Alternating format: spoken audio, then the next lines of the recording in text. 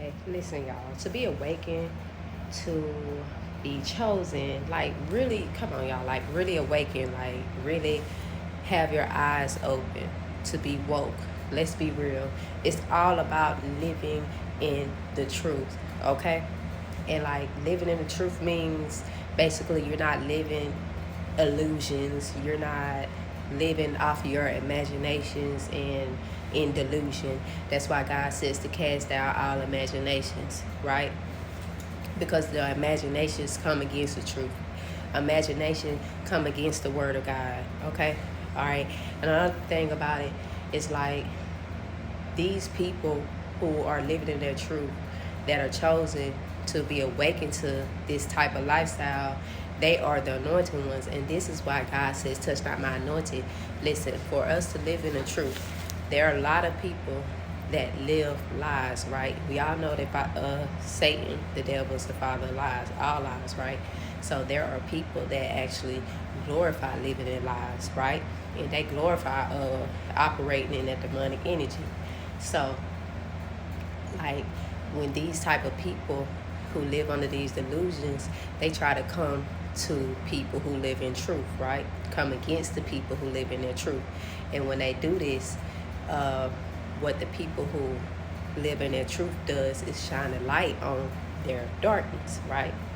So he says not to touch my anointed, because what we're going to do is destroy. The truth will always destroy a lie, right? So when you come against a chosen one, it's like y'all, they try to put us under a spell, under their spell, right? Their lies. That's all it is. And what we do is, because we know the truth, it automatically gets destroyed. Okay? Times 2, times 7, whatever you want to call it. Okay? Now another thing about living in the truth.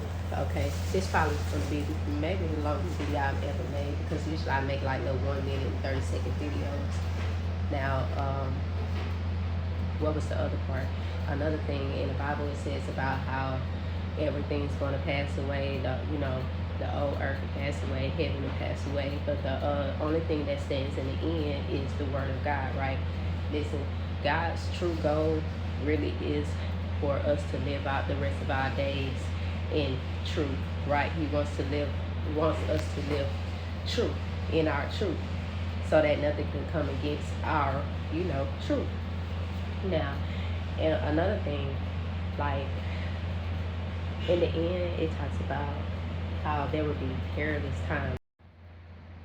In the end, the perilous times, okay, it's basically why is it perilous? Because it's the end, right? And in the end, we know that it's closer to the second coming. Okay, so the devil is basically on a rampage, like ever more than ever before. Why? Because he wants to stop you from your destiny. Your destiny is to be living in the truth for the rest of your days, so you could be happy, say at peace for the rest of your days, right? For eternity. So what he wants to do, he wants to stop that. So it's going to be people that's going to come at you with their illusions, their delusions, their imaginations, and try to get you to live a part of their world, right?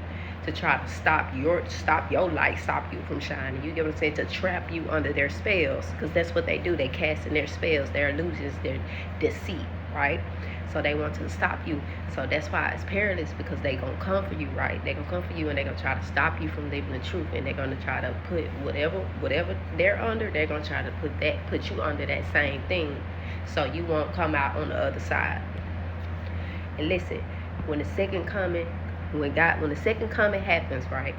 Whatever state that you are in, whether you're in the truth or you're under deceit, you're under a lie, imagination, whatever you are under, that's what you're going to be under for eternity. That's why it is called the perilous times, because you have to be watchful and you have to be vigilant in these times.